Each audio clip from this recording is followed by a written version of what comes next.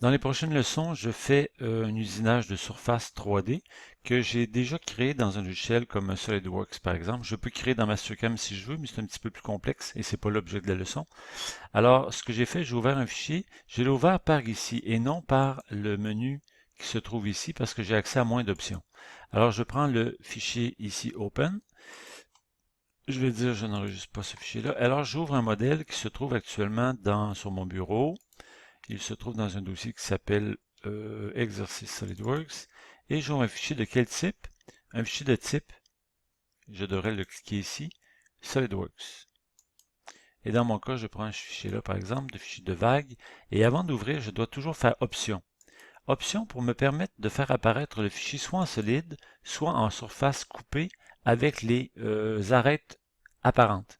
Donc moi, je préfère ouvrir de cette façon-là. Ce n'est pas exclu d'ouvrir en solide, mais je recommande d'ouvrir en surface pour l'instant et de faire apparaître les lignes de profil en cliquant sur Edge Curves. En validant, j'obtiendrai le dessin qui est à l'écran. Mais curieusement, ce dessin-là n'est pas exactement comme je l'aurais vu. Je suis actuellement en vue de dessus, la preuve, right-click top, et ce que je vois, c'est la vue d'un bout de la pièce. Notez aussi dans le bas de l'écran C-plane top et T-plane top. C'est important que ce soit le cas pour que votre couteau travaille vraiment à la verticale sur le dessus de la pièce. Si je m'installe en isométrique, je constate que mes pièces sont vraiment des vagues, c'est beau, mais le point de vue n'est pas vraiment convenable. Ce que je dois faire, je m'installe dans la vue de droite, right-click avec le bouton de droite et je m'installe sur la vue de droite. Comme ça, je vois ma pièce à la verticale et je vais pouvoir la tourner avec la barre d'outils de transformation, Transform. J'ai un outil qui s'appelle Rotate qui me permet de prendre toutes les pièces que j'encadre par une fenêtre. Je peux valider avec End Selection et le petit gnomon ici va apparaître. J'ai bien dit gnomon. Je clique dessus et je peux le tourner. En cliquant, j'aurai l'angle que je veux.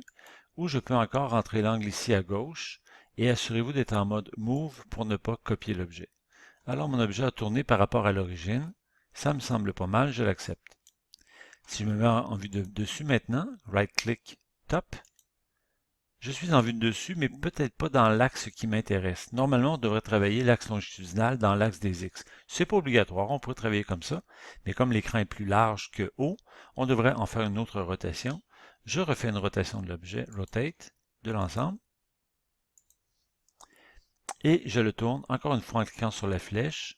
Je descends et je clique à la position qui m'intéresse, où je reprends. Je clique l'angle qui m'intéresse, moins 90 est un angle horaire, 90 est un angle anti-horaire.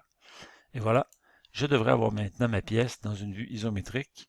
Si je regarde en 3D, je m'excuse, si je me regarde en vue de dessus, ça me convient. Si je regarde en vue de face, c'est bien ce que je pensais. En vue de côté droit, j'y suis. Donc, j'ai réalisé l'importation de ma pièce et le déplacement de façon à ce qu'il soit à l'origine et que le dessus de la pièce à usiner soit vraiment en vue de top. Assurez-vous encore une fois ici que C-plane et T-plane représentent le top. Regardez dans mon cas, c'est marqué right side dans les deux cas. Alors je clique pour ramener ça. Je m'excuse, je fais escape. Je clique pour ramener ça en vue de top dans les deux cas. D'accord? C'est important pour que le couteau travaille de dessus. J'étais en vue de droite parce que la dernière vue que j'avais demandée était la vue de droite. Je m'explique. Si je fais right-click, vue de face, qu'est-ce qui se passe avec mes plans de travail? Ils deviennent en vue de face. Alors, c'est important de se mettre en vue isométrique pour bien travailler et s'assurer que mes vues sont en top. Voilà. Première étape, importation, je l'invite à le faire, et déplacement de la pièce.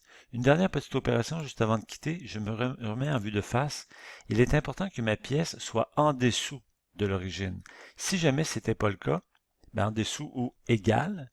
Si jamais ce n'était pas le cas, vous voyez ici on est presque à la même position, ben on peut encore faire un déplacement. Rappelez-vous Translate, où je pourrais choisir toute ma pièce, Enter, et la déplacer encore ici, soit avec le gnomon en mode déplacement, ou simplement avec les flèches qui sont ici, vers le bas ou vers le haut, pour ramener ma pièce à un niveau juste au-dessous de l'origine si ça n'avait pas été dessiné comme ça dans Solid Edge ou dans SolidWorks.